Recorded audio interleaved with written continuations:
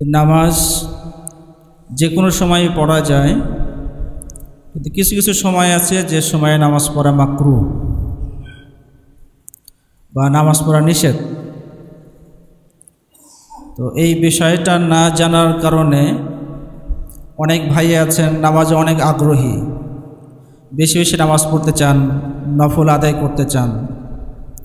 তো এই আগ্রহটা ভালো, মনের মাঝে নামাজের প্রতি একটা স্পৃহা থাকা, নামাজের মাঝে ভালো লাগা খুঁজে পাওয়া, এটা অনেক ভালো সিফাত, ভালো গুণ। রাসূল করিম সাল্লাল্লাহু আলাইহি সাল্লাম নামাজের মাঝে প্রশান্তি খুঁজে পেতেন, এই জন্য সুযোগ হলেই নামাজে দাঁড়িয়ে যেতেন। ফরজ নামাজ তো পড়তেনই, এমনকি কখনো যদি বিপদ আপদ আসে তখনও নামাজে দাঁড়িয়ে যেতেন। বিপদ আপদ নেই, ফরজও না, এমনি স্বাভাবিক সময়েও নামাজে দাঁড়িয়ে যেতেন, নামাজ পড়তেন। নামাজের মাঝেই রাহাত, প্রশান্তি, শান্তি খুঁজে পেতেন রাসূল করিম সাল্লাল্লাহু আলাইহি ওয়াসাল্লাম। তা আমাদের মাঝেও যে সকল ভাই আছেন যারা নামাজের মাঝে শান্তি খুঁজে পান, নামাজ পড়লে ভালো লাগে, তো এই অভ্যাসটা, এই ভাবনাটা অটুট রাখা, দায়েম রাখা, বরং আরও বাড়িয়ে দেওয়া, এবং পাশাপাশি এটা স্মরণ রাখা যে যে কোনো সময় তো আমরা নামাজ পড়ব, বাকি যে সময়গুলোতে নামাজ পড়া মাকরুহ অথবা নিষেধ, ওই সময়গুলোতে নামাজ পড়া যাবে না। ওই সময়গুলোতে নামাজ পড়া থেকে বিরত থাকতে হবে। আমাদের স্মরণ রাখতে হবে যে আমরা আল্লাহকে মানতে চাই, আল্লাহর অনুসরণই হচ্ছে দিন। দিন এর সারসংক্ষেপ কি? খুবই সংক্ষেপে যদি বলা যায় তাহলে এভাবে বলা যাবে যে আল্লাহর অনুসরণ, রাসূলের অনুসরণ হচ্ছে দিন। আল্লাহ বলেছেন নামাজ পড়ো, তো আমি নামাজ পড়লাম, দিনের কাজ করলাম। আল্লাহ বলেছেন যে এই সময় নামাজ পড়া যাবে না, তো আমি নামাজ পড়া থেকে বিরত থাকলাম, দিন পালন করলাম। যেখানে নামাজ পড়া নিষেধ, যে সময় নামাজ পড়া যাবে না, ওই সময়েও যদি আমরা নামাজ পড়ি তাহলে আমরা দিন পালন করলাম না, বরং নিজের আবেগকে মিটাইলাম। তো নিজের আবেগকে পূর্ণ করার নাম তো দিন না, দিন হচ্ছে আল্লাহর অনুসরণ, রাসূলের অনুসরণের নাম। যখন নামাজ পড়া যাবে না, নামাজ পড়ব না, বাস। তো হাদিসের মাঝে নির্দিষ্ট কিছু সময় আছে যে সময় সম্পর্কে বলা হয়েছে যে এই সময় নামাজ পড়া যাবে না, অথবা এক ধরনের নামাজ পড়া যাবে, অন্য ধরনের নামাজ পড়া যাবে না, এভাবে বিশেষ ভাগ করে দেওয়া হয়েছে। এই বিষয়টা আমাদের জানতে হবে। যেমন আমরা দিনের শুরু থেকে যদি আমরা হিসাব করি, তাহলে ফজরের পর থেকে, মানে সুবহে সাদেকের পরে ফজরের ওয়াক্ত যখন হয়ে গেল, ফজর ওয়াক্ত হয়ে যাওয়ার পর থেকে নিয়ে ফজরের নামাজ পর্যন্ত শুধু ফজরের সুন্নত পড়া যাবে। ফজরের সুন্নত ছাড়া অন্য কোনো নফল নামাজ পড়া যাবে না।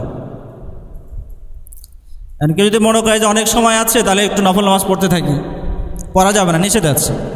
রাসূল করিম সাল্লাল্লাহু আলাইহি ওয়াসাল্লাম বলেছেন যে লা সালাতা বা'দা সুবহি ইল্লা রাকাআতাইন, কোন কোন বর্ণনা আছে ইল্লা সাজদাতাইন। লা সালাতা বা'দা সুবহি, সুবহ মানে হচ্ছে ওই ফজরের ওয়াক্ত হওয়ার পরে, শুধু ফজরের 2 রাকাত সুন্নত ছাড়া অন্য কোনো নামাজ পড়া যাবে না। তো আমার যত আগ্রহই থাক না কেন, ওই সময় আমি নামাজ পড়ব না। কেন?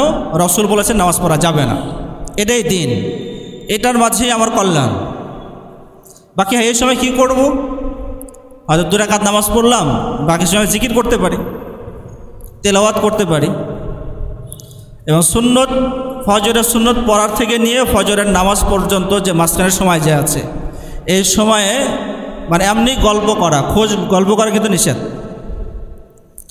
রাসূল করিম সাল্লাল্লাহু আলাইহি সাল্লাম ফজরের সুন্নতের পর থেকে নিয়ে ফজরের ফরজ নামাজ পর্যন্ত এই সময়টার মাঝে বিশেষ প্রয়োজন না হলে কথা বলতেন না। হয়তো জিকির করছেন অথবা ফিকির করছেন, কাজে আছেন, আমলে আছেন, কোনো প্রয়োজন যদি হয় কথা বলতেন, না তো কথা বলতেন না। এই জন্য আমরাও এই দিকটা খেয়াল করার চেষ্টা করব যে সুন্নতের পর থেকে নিয়ে চুপচাপ বসে থাকা, হয়তো জিকিরে থাকা বা ফিকিরে থাকা বা তেলাওয়াত করা, যে কোনো আমলের মাঝে থাকা, হতে পারে। এরপরে ফজরে যখন ওয়াক্ত হয়ে যাবে, একামত যখন হবে, কোনো ফরজ নামাজের একামত শুরু হলে সুন্নত বা নফল পড়া যাবে কি না, তো এই বিষয়টা একটু বিস্তারিত বোঝা দরকার আমাদের। এখানে কিছু কিছু বিষয় আছে যেগুলো বিস্তারিত না বুঝলেও চলবে, কিন্তু যেহেতু অনেকেই বিস্তারিত আলোচনা করে, কোনো না কোনোভাবে আমরাও মানে আলোচনাগুলো শুনি, তো অনেক সময় সন্দেহ তৈরি হয়ে যায় যে আসলে আমি কোন দিকে যাব, নামাজ পড়বো কি পড়বো না, হাদিস আসলে কি আছে। একজন বলছে যে নামাজ পড়া যাবে না, সেও হাদিস শোনায়, আর একজন বলে যে নামাজ পড়তে হবে, উনিও হাদিস বলেন, তাহলে আমরা কোন হাদিস মানব? এরকম ধরনের অনেক সময় সন্দেহ তৈরি হয়ে যায়। এই জন্য বাধ্য হয়ে কিছু কিছু বিষয়টা আমাদের বিস্তারিত বলতে হয় এবং জানতে হয়, যাতে করে কমপক্ষে আমি যেভাবে আমল করছি, আমার আমল যে ঠিক আছে এতটুকুর জন্য আমার মানে ইতমিনান থাকে, আমার মনে যেন একটু পরিষ্কার অবস্থান থাকে যে না ঠিক আছে, আমি যেভাবে আমল করছি আমার আমল ঠিক আছে। তো এক্ষেত্রে ফরজ নামাজের যদি একামত শুরু হয়ে যায়, তো স্বাভাবিক নিয়ম হলো যে ফরজ নামাজের একামত শুরু হলে অন্য কোনো নফল বা সুন্নত পড়া যাবে না। তার হাদিসের মাঝে রাসূল কারীম সাল্লাল্লাহু আলাইহি ওয়াসাল্লাম বলেছেন যে লা সালাতা ইযা উকিমাতিস সালাত ইল্লাল মাকতুবা, যদি নামাজের একামত দেওয়া হয় তাহলে নামাজের একামত দিলে শুধু ওই ফরজ নামাজটাই তখন পড়তে হবে, অন্য কোনো নফল নামাজ বা সুন্নত নামাজ পড়া যাবে না। যেমন আপনি জহরের নামাজে মসজিদে আসলেন, যখন আসলেন তখন মসজিদে দেখলেন যে জহরের একামত শুরু হয়ে গেছে, তাহলে আর সুন্নত শুরু করবেন না। বা আসরের সময় আপনি মসজিদে আসলেন, দেখলেন আসরের একামত শুরু হয়ে গেছে, তখন আসরের আগে যে সুন্নত আছে সেটা পড়া যাবে না। এমনিভাবে যদি আপনি এশার নামাজে আসলেন, তো দেখলেন যে এশার নামাজের একামত শুরু হয়ে গেছে, তো এখন আর আপনি আর এশার আগে যে সুন্নত আছে সেটা পড়বেন না। কেন? ওই হাদিসের কারণে যে যদি একামত শুরু হয়ে যায় তাহলে আর সুন্নত বা নফল পড়া যাবে না। বাকি এই হাদিসটা কিন্তু ব্যাপক অর্থে না, বরং অন্য হাদিস, মানে এই জায়গাতেই আমাদের একটু বোঝা দরকার হয় যে কখনো কখনো এমন কিছু মাসআলা আছে যে মাসআলায় একাধিক হাদিস আছে। তো যেখানে একাধিক হাদিস আছে সেখানে আমাদের দায়িত্ব কি, করণীয় কি? তো যারা উলামায়ে কেরাম আছেন ওরা তো গবেষণা করে সিদ্ধান্ত দেবেন, আমরা উলামায়ে কেরাম অনুসরণ করব, ওনাদেরকে জিজ্ঞেস করব, কোনো কিছু বুঝে না আসলে বোঝার চেষ্টা করব, বুঝে নেওয়ার চেষ্টা করব। বাকি মোটের উপরে কথা আমাদের মনে রাখতে হবে যে কোনো মাসআলা যদি একাধিক হাদিস থাকে তাহলে শুধু একটি হাদিস নিয়েই যথেষ্ট মনে করা যাবে না। যাই বাস আমল করে ফেললাম, যেভাবে আছে হাদিস যেভাবে শুনেছি আমল করলাম, একতরফা আমল হয়ে যাবে তখন। অথচ হাদিস তো দুই রকম আছে। তো এখানে মোটের উপর দায়িত্ব হলো, সুন্দর ব্যবস্থাপনা হলো যে দুনো হাদিসের মাঝে সমন্বয় কিভাবে করা যায়, অথবা দুনো হাদিসের মূল মর্মটা কি, অর্থটা কি, বিধান কি, বার্তা কি বলতে চাচ্ছে, এখানে আমি আমল করব কিভাবে। এই বিষয়টা একটু জটিল, যার কারণেই ফুকাহায়ে কেরাম ওনারা এই বিষয়গুলো অনেক চিন্তা করেন, ভাবনা করেন, গবেষণা করেন, অনেক দীর্ঘ স্টাডি করার পর ওনারা সিদ্ধান্ত দেন।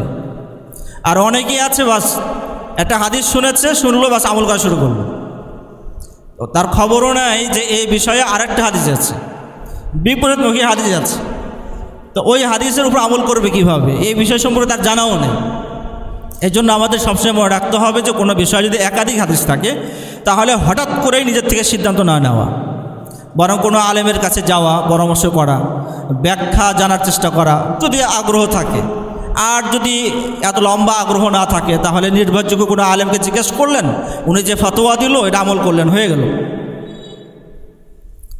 তো এখানেও যে হাদিসটা বলা হলো যে যদি ফরজের একামত শুরু হয়ে যায় তাহলে আর কোনো নামাজ পড়া যাবে না। কারণ কেউ মনে করতে পারে হাদিসটা ব্যাপক, অতএব কোনো নামাজের ক্ষেত্রেই একামত শুরু হলে আর সুন্নত পড়া যাবে না। অথচ এই হাদিসটা ব্যাপক অর্থবোধক না, বরং হাদিসটা হচ্ছে নির্দিষ্ট নামাজের জন্য, আর কোনো কোনো নামাজ এখান থেকে বাদ যাবে, অর্থাৎ ওই নামাজের ক্ষেত্রে ভিন্ন হুকুম আছে, বিধান আছে। কীভাবে বোঝা গেল? আর এক হাদিসে আছে, যখন দুই হাদিস সমন্বয় করা হবে তখন বিষয়টা ক্লিয়ার হয়ে যাবে। কিভাবে? যেমন জহর, আসর, এশার আগে আপনি মসজিদে ঢুকেছেন, একামত শুরু হয়ে গেছে, তো আপনি জামাতে শরীক হয়ে যাবেন, স্বাভাবিক হুকুম। কিন্তু ফজর নামাজে যদি হয় তাহলে কি করবেন? ফজর নামাজে আপনি দেখলেন যে একামত শুরু হয়ে গেছে, অথচ ফজরের সুন্নত আপনি পড়েননি, তাহলে কি আপনি সুন্নত না পড়েই নামাজে জামাতে শামিল হয়ে যাবেন, নাকি আপনি সুন্নত পড়বেন? কোনটা করবেন? আর কেউ বলবে যে নামাজ ওই হাদিসে যেহেতু আছে ব্যাপকভাবে একামত শুরু হলে আর কোনো সুন্নত নাই, তাহলে আর সুন্নত পড়া যাবে না, তো বাস একদম ব্যাপকভাবে বলে দেব। অথচ অন্য অন্য হাদিসের মাঝে কথা আছে যে একামত শুরু হলেও ফজরের সুন্নত পড়া যাবে বা পড়া উত্তম, যদিও একামত শুরু হয়েছে। কেন?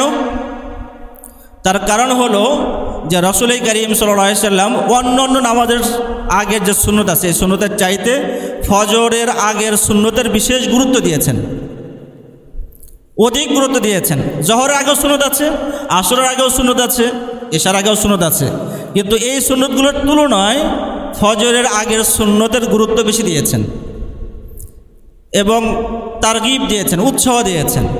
এক হাদিসে রাসূল করিম সাল্লাল্লাহু আলাইহি ওয়াসাল্লাম বলেছেন যে লা তাদউ রাকাআতাইন ওয়া ইন তারাদাতকুমুল খাইল, যুদ্ধের অবস্থায় যদি শত্রুপক্ষ তোমাদেরকে ধাওয়া করে আর এই ধাওয়ার মাঝেই ফজরের ওয়াক্ত শুরু হয়ে গেছে এবং ফজরের নামাজ পড়তে হচ্ছে, এই অবস্থাতেও তোমরা এই 2 রাকাত সুন্নত ছেড়ে দিও না।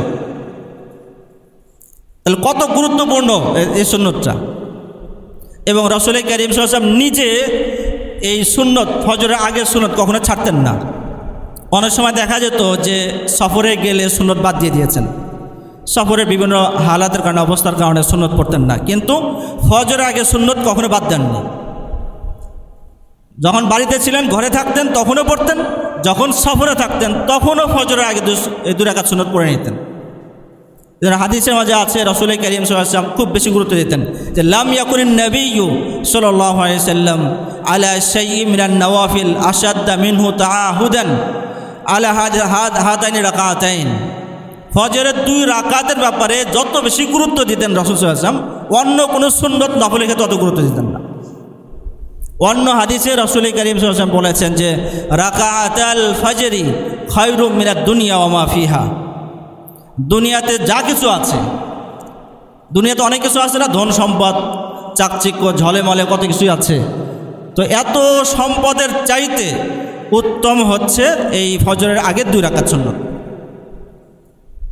অন্য হাদিসে রাসূল করিম সাল্লাল্লাহু আলাইহি ওয়াসাল্লাম বলেছেন যে লাহুমা আহাব্বু ইলাইয়া মিনাদ দুনিয়া জামিআ, দুনিয়াতে যা কিছু আছে সব কিছুর চাইতে প্রিয় হলো এই 2 রাকাত সুন্নত। তাহলে দেখেন যে কতভাবে রাসূল করিম সাল্লাল্লাহু আলাইহি ওয়াসাল্লাম বুঝাইছেন এই কথা যে ফজরের আগে 2 রাকাত সুন্নত কত গুরুত্বপূর্ণ। এমনকি সহিহ বুখারী হাদিসে তো এটাও এসেছে যে লা ইয়াদাউহুমা আবাদান, আবাদুন অনেকে হয়তো আমরা আবাদন শব্দ অর্থ জানি, মানে চিরস্থায়ী হওয়া, মানে রাসূল করিম সাল্লাল্লাহু আলাইহি ওয়াসাল্লাম কখনোই ফজরের আগের 2 রাকাত ছাড়তেন না। তাহলে এই হাদিসগুলো যদি আপনি মাথায় রাখেন, মাথায় রেখে যদি চিন্তা করেন যে ফজরের ওয়াক্ত হয়ে গেছে, একামত শুরু হয়ে গেছে, এখন আপনি কি করবেন? এই 2 রাকাত কি ছেড়ে দিবেন নাকি জামাতে শরীক হবেন? যদি এমন হয় যে আপনি 2 রাকাত পড়েও জামাতে শরীক হওয়ার সুযোগ আছে, 2 রাকাত সুন্নত পড়ার পরও জামাত পাওয়া যাবে, রাকাত পাওয়া যাবে, তাহলে এখন রাসূল সাল্লাল্লাহু আলাইহি ওয়াসাল্লামের এই হাদিসগুলোর দাবি হলো যে আপনি আগে সুন্নত পড়ে নেবেন, তারপরে জামাতে শরীক হয়ে যাবেন। তাহলে 2 হাদিস মিলান যে অন্য অন্য ওয়াক্তের ক্ষেত্রে একামত শুরু হয়ে গেছে আর সুন্নত শুরু করবেন না, তখন সুন্নত শুরু করা মাকরুহ হয়ে যাবে। কিন্তু ফজরের ক্ষেত্রে একামত শুরু হয়ে গেছে, যদি রাকাত পাওয়ার সম্ভাবনা থাকে তাহলে আপনি 2 রাকাত সুন্নত পড়বেন। বাকি এই 2 রাকাত সুন্নত আপনি ওই জামাতের মিলে পড়বেন না। অনেকে এরকম করে যে জামাত যেখানে শুরু হয়ে গেছে তো এখন কাতারে দাঁড়িয়েই সুন্নত পড়ে, তারপরে সুন্নত শেষ করে ফরজের নিয়ত করে, তো এরকম করা যাবে না। বরং আমাদের এই মসজিদে যেহেতু বারান্দা আছে, তো যদি একামত শুরু হয়ে যায় তাহলে ফজরের সুন্নত বারান্দায় পড়বেন, মসজিদের ভিতরেও পড়বেন না, বারান্দায় পড়বেন। যদি বারান্দায় জায়গা না থাকে তাহলে মসজিদের কোনো এক কোনায় পড়বেন, জামাতের সাথে মিল যেন না হয়ে যায়। তা 2-1টা হাদিসের মাঝে রাসূল করিম সাল্লাল্লাহু আলাইহি ওয়াসাল্লাম নিষেধ করেছেন, মানে যারা একসাথেই পড়ে, যেখানে সুন্নত পড়লো সেখানেই ফরজ পড়লো, তো এটাকে নিষেধ করেছেন। আর যারা অনুমতি দিয়েছেন ওনারা এভাবে অনুমতি দিয়েছেন যে আপনি বারান্দায় সুন্নত পড়বেন, পরে ভিতরে এসে ফরজে শরীক হয়ে যাবেন, হয়ে গেল। তো একাধিক সাহাবাই কেরাম রাসূল করিম সাল্লাল্লাহু আলাইহি ওয়াসাল্লাম থেকে যারা আমল শিখেছেন, আব্দুল্লাহ ইবনে মাসউদ রাদিয়াল্লাহু আনহু, হযরত ইবনে ওমর রাদিয়াল্লাহু আনহু যিনি রাসূলকে সবচেয়ে বেশি অনুসরণ করার চেষ্টা করতেন, ইবনে আব্বাস রাদিয়াল্লাহু আনহু, ওনারা সবাই যদি মসজিদে এসে দেখতেন যে একামত শুরু হয়ে গেছে তো বাহিরে সুন্নত পড়তেন, তারপরে জামাতে শরীক হতেন। আবু উসমান আন-নাহাদি রাহিমাহুল্লাহ উনি তো আরও ব্যাপকভাবে বলেছেন যে হয়তো ওমর রাদিয়াল্লাহু আনহু যখন নামাজ পড়াতেন কারণ অনেকেই এরকম হতো যে ফজরে এসে গেছে, মসজিদে একামত শুরু হয়ে গেছে বা নামাজ শুরু হয়ে গেছে, তো ওনারা আগে সুন্নত পড়তেন তারপরে জামাতে শরীক হতেন। তাহলে এখন দেখেন যে দুই ধরনের হাদিস পেলাম, এই দুই ধরনের হাদিস যদি আমি সমন্বয় করতে না পারি তাহলে তো একতরফা আমল করলাম আর একটা বাদ গেল, আর সমন্বয় করলে সুন্দরভাবে দুটো হাদিসের উপর কী করা গেল, আমল করা গেল।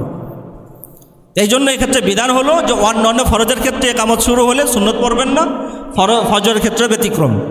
ফজরের বিষয়টা আপনি বাইরে সুন্নত পড়বেন তারপরে শরীক হবেন, যদি রাকাত পাওয়ার সম্ভাবনা থাকে তাহলে এভাবে করবেন।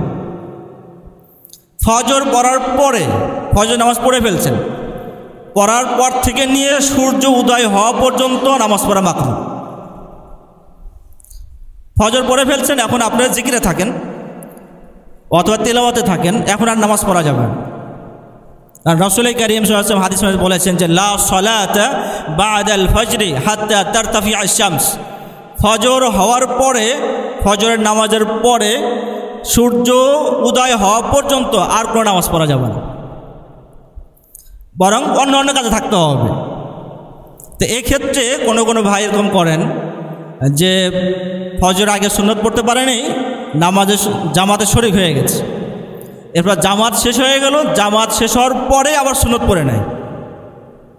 তো এরকম ধরনের সহি কোনো বর্ণনা, সহি কোনো হাদিস নেই যে রাসূল করিম সাল্লাল্লাহু আলাইহি ওয়াসাল্লাম অনুমতি দিয়েছেন যে ফজর পড়ার পরে যদি কেউ আগে সুন্নত পড়তে না পারে তাহলে পরে পড়বে, এরকম কোনো সহি হাদিস নেই। যে বর্ণনার কথা বলে মানে এটা ব্যাখ্যা সাপেক্ষ এবং সহি না, এটা বরং সহি হাদিস হলো এটাই যে ফজর পড়ার পরে সূর্য উদয় পর্যন্ত আপনাকে নামাজ থেকে বিরত থাকতে হবে, তাহলে এটা হচ্ছে মাকরুহ সময়। এরপরে সূর্য উদয় যখন হয় একদম ঠিক সূর্য উদয়ের সময়টা, এটাও মাকরুহ সময়। রাসূল করিম সাল্লাল্লাহু আলাইহি ওয়াসাল্লাম 3 ওয়াক্ত বিশেষ করে 3 সময়ের মাঝে নামাজ পড়াকে মাকরুহ বলেছেন, তার মাঝে সূর্য উদয়ের সময়। হাদিসে মাঝে আছে যে রাসূল করিম সাল্লাল্লাহু আলাইহি ওয়াসাল্লাম বলেছেন যে সালাসু সাআতিন, সাহাবায়ে কেরাম বলছেন যে সালাসু সাআতিন, 3টা সময় এমন আছে যে কানা রাসূলুল্লাহ সাল্লাল্লাহু আলাইহি ওয়াসাল্লাম ইয়ানহানা আন নুসাল্লিয়া ফিহা, 3টা সময় এমন আছে যে 3 সময়ে রাসূল আমাদের বলতেন যে এই 3 সময়ে নামাজ পড়া যাবে না, এবং এই 3 সময়ে মানে কবর দেওয়া, জানাজা পড়া এটাও করা যাবে না। কোন কোন সময়? তার মাঝে প্রথম হচ্ছে সূর্য উদয়ের সময়, যতক্ষণ পর্যন্ত সূর্য উদয় হওয়ার পরে একটু উপরের দিকে না এসেছে ততক্ষণ পর্যন্ত মাকরুহ সময় বাকি থাকবে। আর সূর্য উদয় হতে কতক্ষণ সময় লাগবে? তো যারা এই বিষয়ে গবেষণা করেছেন ওরা কথা বলেছেন যে সূর্যের যে প্লেট যেটা আছে, চাকতি যেটা আছে সূর্যের, আর উদয়স্থল থেকে সূর্য শুরু, এই চাকতিটা বের হওয়া শুরু হয়ে এই চাকতির শেষ পাতা বের হতে হতে মোটামুটি 3 মিনিট সময় লাগে। 3 মিনিটের মাঝেই উদয়স্থল থেকে ওই চাকতিটা বের হয়ে আসে। তাহলে এই 3 মিনিট হলো মেইন উদয়ের সময়, আর এর সাথে সাথে সূর্য উদয় হওয়ার পরে একটু উপরে আসা পর্যন্ত মাকরুহ সময় যেহেতু, এই জন্য ফুকাহায়ে কেরাম বলেছেন যে কমপক্ষে সূর্য উদয় হওয়ার পরে 12 থেকে 13 মিনিট পর্যন্ত আপনার নামাজ পড়া যাবে না। তাহলে সূর্য উদয় থেকে নিয়ে সূর্য একটু উপরের দিকে আসা পর্যন্ত আপনার সর্বমোট 15 থেকে 16 মিনিট পর্যন্ত অপেক্ষা করতে হবে। এই 15-16 মিনিট নামাজ পড়া মাকরুহ হবে, এরপরে আপনি এশরাকে নামাজ পড়তে পারবেন। এই জন্য ফজর নামাজ পড়েই 3-4 মিনিট অপেক্ষা করে যদি আপনি এশরাকে নামাজ পড়েন তাহলে মাকরুহ ওয়াক্তের ভিতরে নামাজ হয়ে যাবে। এই জন্য খেয়াল করবেন যে সূর্য উদয়ের পরেও আপনাকে 12-13 মিনিট অপেক্ষা করতে হবে, তারপর এশরাক পড়তে পারবেন। এরপর দ্বিতীয় নাম্বার হচ্ছে সূর্য যখন মানে দ্বিপ্রহরে আসে, একদম মধ্য আকাশে আসে, মধ্য আকাশে আসার সময় থেকে নিয়ে মানে মধ্য আকাশ থেকে ঢলে যাওয়া পর্যন্ত যে 3 মিনিট সময় লাগে, এই 3 মিনিট সময় নামাজ পড়া মাকরুহ। আর যদি আপনি বুঝতে না পারেন তাহলে 5-10 মিনিট আপনি কী করেন, সতর্কতামূলক বিরত থাকেন, যাতে করে ওই মাকরুর সময় আপনার নামাজটা না হয়ে যায়। তো এখন মধ্য আকাশ বলতে কি বোঝায়? এখানে দুটো হিসাব আছে। একটা হলো যে আমরা যে দিনের হিসাব করি সূর্য উদয় থেকে না সূর্য অস্ত পর্যন্ত, স্বাভাবিক যে হিসাবটা আমরা করি, এটা কিন্তু শরঈ হিসাব না। শরঈ দিন শুরু হয় হলো ফজরের ওয়াক্ত থেকে। তাহলে আপনি বুঝতে পারছেন যে সূর্য উদয়ের আরও 40-45 মিনিট আগেই শরীয়তের দিন শুরু হয়ে গেছে। এই জন্য দ্বিপ্রহর স্বাভাবিক ভাষায় পরিভাষায় আর শরঈ পরিভাষায় এক হবে না, 40-45 মিনিট একটু কম বেশি হয়ে যাবে। তো শরঈ পরিভাষায় যখন মধ্য আকাশে যখন আসবে ঠিক ওই সময়ে আপনার নামাজ থেকে বিরত থাকতে হবে। তো এটা সাধারণত দিনের কম বেশি হয়, 11টা সাড়ে 11টার মাঝে এই সময়টা হয় সাধারণত, দ্বিপ্রহরের সময়টা। তো এই সময় আপনি নামাজ থেকে বিরত থাকবেন। হ্যাঁ, সূর্য ঢলে গেলে তারপর আপনি কি করতে পারবেন, সুন্নত নফল বা যে কোনো নামাজ পড়তে পারবেন। একটা তো নামাজই আছে সলাতুল জাওয়াল, সূর্য ঢলে যাওয়ার পরে 2 রাকাত 4 রাকাত নামাজ পড়া সুন্নত। রাসূল করিম সাল্লাল্লাহু আলাইহি ওয়াসাল্লাম নামাজ পড়তেন সলাতুল জাওয়াল। এই জন্য আপনি চেষ্টা করতে পারেন, মসজিদে তখন থাকা হয় না, ঘরে থাকা হয়, তো ঘরের মহিলারা যারা আছে তারাও পড়তে পারে। সূর্য ঢলে যাওয়ার পরে আপনি 4 রাকাত নামাজ পড়ে নিলেন। এরপরেই আপনার জহরের ওয়াক্ত শুরু হলো, জুমার ওয়াক্ত শুরু হলো। তো জহরের ওয়াক্ত, জহরের আগে তো আপনি নামাজ পড়তে পারবেন, জুমার আগেও আপনি নামাজ পড়তে পারবেন। সূর্য ঢলে যাওয়ার পর থেকে নিয়ে যতক্ষণ সম্ভব হয় আপনি নফল নামাজ পড়তে থাকলেন। সাহাবায়ে কেরাম আগে মসজিদে চলে আসতেন, চলে আসার পরে নফল নামাজ পড়তে থাকতেন। কতক্ষণ পর্যন্ত পড়তে পারবেন? যতক্ষণ পর্যন্ত ইমাম সাহেব খুতবা দেওয়া শুরু না করেছে। খুতবার আগ পর্যন্ত আপনি নফল নামাজ, সুন্নত নামাজ পড়তে পারবেন। খুতবা দেওয়া শুরু হলে আপনি খুতবা শুনবেন। খুতবা শুরু হলে আপনার উপরে বিধান হলো খুতবা শোনা, এটা আর একটা বিধান। তো এই বিষয়ে আমাদের একটু জানা দরকার, যেহেতু অনেকেই কথা বলে যে মসজিদে কেউ ঢুকলে সেটা খুতবার সময় হোক আর যে কোনো সময় হোক না কেন 2 রাকাত তাহিয়াতুল মসজিদ পড়তেই হবে। অথচ অধিকাংশ হাদিস থেকে যা বোঝা যায় সেটা হলো যে খুতবা শুরু হলে খুতবা শুনতে হবে, এটাই বিধান, তখন আর নামাজ পড়া যাবে না। এটা কোরআন এবং হাদিসের বিভিন্ন শব্দ থেকে, বাক্য থেকে এই কথায় বোঝা যায়। এবং রাসূল করিম সাল্লাল্লাহু আলাইহি ওয়াসাল্লাম নিজেও যখন দেখতেন যে সাহাবায়ে কেরাম আসলো, মসজিদে ঢুকলো খুতবার সময়, তখন সবাইকে নামাজ পড়তে বলেননি। যেমন এক হাদিসের মাঝে আছে যে এক সাহাবীকে দেখলেন যে উনি মসজিদে প্রবেশ করলেন, দাখিলাল মসজিদা, মসজিদে প্রবেশ করলেন, এত খাত্তা রিকাবান নাস, মানে ওখানে প্রবেশ করে মানে এভাবে পা ডিঙ্গিয়ে সামনের দিকে আসতেছে। রাসূল করিম সাল্লাল্লাহু আলাইহি ওয়াসাল্লাম খুতবা দিচ্ছেন, তখন রাসূল সাল্লাল্লাহু আলাইহি ওয়াসাল্লাম বলেন যে ইজলিস, এই মিয়া বসে যাও। ইজলিস মানে বসে যাও। তাহলে মসজিদে ঢুকেছে, রাসূল বলছেন বসে যাও, তার মানে বোঝা গেল যে খুতবা অবস্থায় বসে যাওয়া এটাই নিয়ম, খুতবা শুনতে থাকা এটাই নিয়ম। যেমন নাকি খুতবা অবস্থায় কথা বলা যায় না, খুতবা অবস্থায় নামাজও পড়া যাবে না। যদি নামাজ পড়া যদি বাধ্যতা হতো তাহলে এখানে রাসূল কি বলতেন যে নামাজ পড়ো, অথচ নামাজ পড়তে বলেননি, বরং বসতে বলেছেন। অন্য হাদিসে আছে রাসূল করিম সাল্লাল্লাহু আলাইহি ওয়াসাল্লাম একদিন খুতবা দেওয়া শুরু করেছেন, তখন কিছু সাহাবায়ে কেরামকে দেখা গেল যে বারান্দার দিকে মানে দাঁড়িয়ে আছে। তখন রাসূল করিম সাল্লাল্লাহু আলাইহি ওয়াসাল্লাম বলেন যে ইজলিসু, তোমরা বসে যাও। ঠিক এই মুহূর্তে ইবনে মাসউদ রাদিয়াল্লাহু আনহু একজন সাহাবী, উনি মসজিদে আসতেছেন, আস্তে আস্তে মসজিদের দরজা বন্ধ এসে গেছেন। তো এই কথা শোনার সাথে সাথে উনি মসজিদের দরজায় বসে গেছেন। উনি কিন্তু নামাজ পড়েছেন কিনা এটা কিন্তু রেওয়ায়েতে নাই, উনি বসে গেছেন ওখানে। যদি খুতবা অবস্থায় তাহিয়াতুল মসজিদ পড়তেই হতো তাহলে রাসূল বলতেন যে হে ইবনে মাসউদ তুমি দাঁড়াও, নামাজ পড়ো, তা বলেনি, বরং বলেছে যে হে ইবনে মাসউদ তুমি ভিতরে আসো। ভিতরে আসতে বলেছেন, নামাজ পড়তে বলেননি। কেন? খুতবা শুরু হয়েছে, এখন বিধান হচ্ছে খুতবা শোনা, এটাই বিধান, এটাই নিয়ম। এখন যে অন্য হাদিসের মাঝে রাসূল করিম সাল্লাল্লাহু আলাইহি ওয়াসাল্লাম বলেছেন যে যখন আমরা ঘর থেকে মসজিদের দিকে আসবো, আসার পরে যদি আমরা দেখি যে ইমাম সাহেব খুতবা শুরু করেনি, তখন বিধান হচ্ছে যে নামাজ পড়া। ওয়াইন ওয়াজাদাল ইমামা খারাজা, এসে যদি দেখা যায় যে ইমাম সাহেব উনি নামাজের জন্য খুতবার জন্য বের হয়ে গেছেন এবং খুতবা শুরু করবেন, তখন আমার দায়িত্ব হলো জালাসা ফাস্তামা ওয়া আনসাতা, তখন বসে যাওয়া এবং খুতবার প্রতি মনোযোগী হয়ে শুনতে থাকা। তাহলে এখানেও কিন্তু কথা বলা হয়েছে যে খুতবা শুরু হয়ে গেছে, খুতবার জন্য ইমাম সাহেব বের হয়ে গেছে, এখন আমার দায়িত্ব হলো বসে যাওয়া এবং খুতবা মনোযোগের সাথে শুনতে থাকা। আমরা হাদিসে শুনেছি যে যখন মসজিদে প্রথম ব্যক্তি আসে তখন এই উট কোরবানির সওয়াব পেয়ে যায়, তারপরে যে আসে গরু কোরবানির সওয়াব পেয়ে যায়, প্রসিদ্ধ হাদিস আমরা শুনেছি। ওই হাদিসের মাঝে এ কথা উল্লেখ হয়েছে যখন এভাবে সবাই এসে গেল, ইমাম সাহেব খুতবা শুরু করলেন, তখন ইন্নাল মালাইকাতা তাওয়াউ সুহুফাহুম, ফেরেশতারা যারা গেটে দাঁড়িয়েছিল ওনারা ওনাদের দফতর রেজিস্ট্রি এটা বন্ধ করে দেন। বন্ধ করে কি করেন? ওনারা খুতবা শুনতে থাকেন।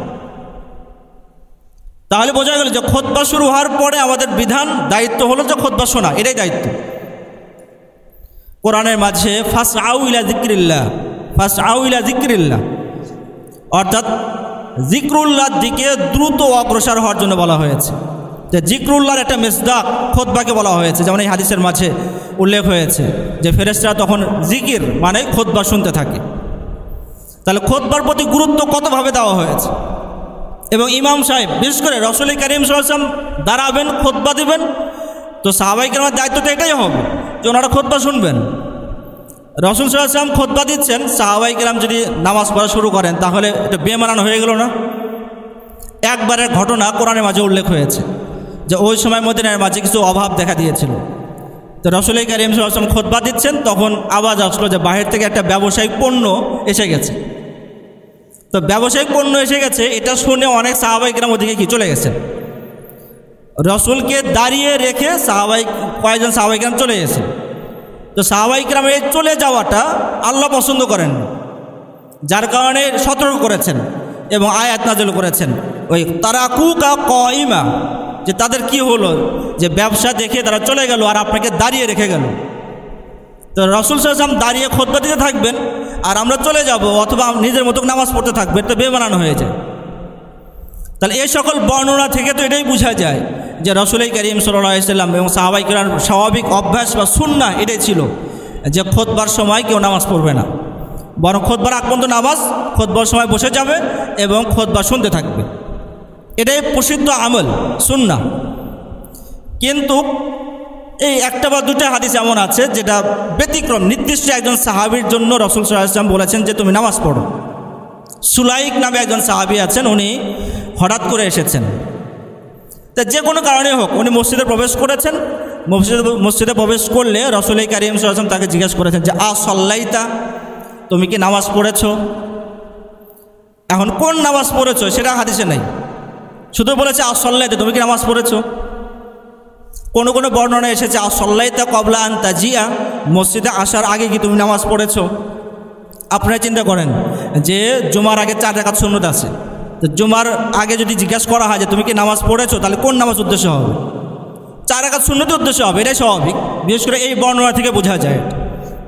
তো এই বর্ণনাকে কেন্দ্র করে কিছু ভাই আছে তারা এই কথা প্রমাণ করার চেষ্টা করে যে এখানে উদ্দেশ্য হলো তাহিয়াতুল মসজিদ, অর্থাৎ খুতবা অবস্থাতেও তোমাকে তাহিয়াতুল মসজিদ পড়তেই হবে, এই হাদিস থেকে বোঝা যাচ্ছে। অথচ হাদিসের বিষয়ে পরিষ্কার না, অন্য অন্য বর্ণনা থেকে ভিন্ন ব্যাখ্যা রয়েছে, সুযোগ আছে।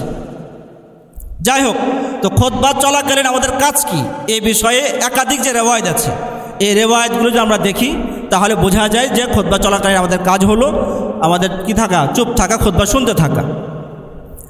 প্রসিদ্ধ যে বৃষ্টির যে হাদিস আছে, এক সাহাবী আসলেন, এসে রাসূলকে বললেন যে ইয়া রাসূলুল্লাহ, বৃষ্টি হচ্ছে না, তো গরু ছাগল তো মারা যাচ্ছে, আপনি সেটা দোয়া করেন। সহিহ বুখারী হাদিসে যখন আপনি দেখেন যেখানে ওই সাহাবী মসজিদে প্রবেশ করলেন এমন অবস্থায় যে অবস্থায় রাসূল সাল্লাল্লাহু আলাইহি ওয়াসাল্লাম খুতবা দিচ্ছেন, এবং রাসূলের দিকে মুখ করে উনি রাসূলকে বলা শুরু করলেন যে ইয়া রাসূলুল্লাহ, আমরা তো এরকম কঠিন অবস্থার মাঝে আছি, আপনি দোয়া করেন। তাহলে এই সাহাবীও কিন্তু মসজিদে প্রবেশ করেছেন, এখনও তাহিয়াতুল মসজিদ পড়েননি। তো তাহিয়াতুল মসজিদ পড়া যদি জরুরি হতো তাহলে রাসূল বলতেন যে আগে নামাজ পড়ো তারপরে কথা বলো, তা তো বলেননি, বরং তার কথা শুনেছেন, শুনে দোয়া করেছেন। তো এটা স্বাভাবিক সুন্নাহ, অতএব খুতবা চলাকালীন সুন্নাহ পড়লে মাকরুহ হবে আপনার। এরপর জুমার নামাজ পড়লেন, জুমার নামাজ পড়ার পর আপনি একদম আসর পর্যন্ত যে কোনো সুন্নত আপনি নফল আপনি পড়তে পারবেন। আসর নামাজ পড়লেন, আসর নামাজ পড়ার পর থেকে নিয়ে সূর্য ডুবে যাওয়া পর্যন্ত নামাজ পড়া মাকরুহ। লা সলাতা বাদাল আসরি হাত্তা তাগিবা শামস, হাদিসের মাঝে রাসূল কারীম সাল্লাল্লাহু আলাইহি ওয়াসাল্লাম বলেছেন যে আসরের পরে, আসরের ওয়াক্তের পরে না, আসরের নামাজের পরে যখন আপনি আসরের নামাজ পড়েছেন, আসরের নামাজ পড়া থেকে নিয়ে গুরুবের শামস, সূর্য অস্ত যাওয়া শেষ হওয়া পর্যন্ত আপনাকে নামাজ পড়া থেকে বিরত থাকতে হবে। এরপরে যখন সূর্য অস্ত গেছে, সূর্য ডুবে গেছে, তখন আপনি নফল নামাজ পড়তে পারবেন বা মাগরিব নামাজ পড়বেন। মাগরিবের আগে আপনি নামাজ পড়বেন কিনা? মাগরিবের আগে কোনো সুন্নত নামাজ নেই। যে হাদিসের নামাজের কথা উল্লেখ হয়েছে ওই হাদিস থেকেও বোঝা যায় এটা মুবাহ, কেউ পড়লে পড়লো, না পড়লে না পড়লো। বরং ইবনে ওমর রাদিয়াল্লাহু তাআলা আনহুর এক বর্ণনা থেকে বোঝা যায় যে সাহাবায়ে কিরাম শেষ দিকে মাগরিবের আগে কোনো নফল নামাজ পড়তেন না, বরং মাগরিবের অপেক্ষা করতেন। যেহেতু মাগরিবের ক্ষেত্রে সুন্নাহ হলো যত দ্রুত সম্ভব নামাজ শুরু করে দেওয়া। তো এই জন্য মাগরিবের নামাজ পড়বেন, মাগরিব নামাজ পড়ার পরে আপনি আবার সুন্নত পড়তে পারেন, নফল পড়তে পারেন এশা পর্যন্ত, আবার এশার পরে আপনি নফল পড়বেন। তো মোটামুটি এই সারা দিনের 24 ঘন্টার মাঝে এই সময়গুলো হচ্ছে মাকরু সময়। আর এছাড়া কিছু অবস্থা আছে যে অবস্থায় নামাজ পড়া মাকরু, যেমন নাকি আপনার হয়তো পেশাব বা পায়খানার চাপ আছে। তো এমন চাপ যে এই অবস্থায় আপনি স্বাভাবিকভাবে সুস্থভাবে নামাজ পড়তে পারবেন না, অস্বস্তি লাগবে, তাহলে এই অবস্থায় নামাজ পড়া মাকরু। এমনিভাবে যে আপনার অনেক ক্ষুধা লেগেছে আর খানাও প্রস্তুত, তো খানা সামনে রেখে ক্ষুধা নিয়ে নামাজ পড়া মাকরু, কেন? আপনি স্বস্তির সাথে আপনি নামাজ পড়তে পারবেন। তো এই জন্য হাদিসের মাঝে রাসূল কারীম সাল্লাল্লাহু আলাইহি ওয়াসাল্লাম বলেছে যে লা সালাতা বিহাজরাতি তুআম, খানা উপস্থিত হয়ে গেছে, আপনার ক্ষুধা লেগেছে, বারবার খানার দিকে শুধু দৃষ্টি যাচ্ছে, এই অবস্থায় নামাজ পড়া মাকরু হবে। এমনি হবে ওয়ালা হুয়া ইউদাফিউল আখবাসান, যখন আপনার পেশাব বা পায়খানার চাপ থাকবে, কঠিন চাপ, যেটা যে চাপের কারণে আপনি অস্বস্তিতে ভোগেন, ওই চাপ নিয়ে নামাজ পড়া মাকরু হয়ে যাবে। আর অন্য অন্য সময় আপনি স্বাভাবিকভাবে নামাজ পড়তে পারেন। তো এই সময়গুলোতে আমরা খেয়াল রাখি, আশা করি আমরা ওই মাকরুর ভিতরে পড়বো না এবং স্বাভাবিকভাবে সুন্নাত এবং নফল পড়তে পারবো। আল্লাহ তাআলা আমাদেরকে সঠিক মাসলা জেনে আমল করার তৌফিক দান করেন।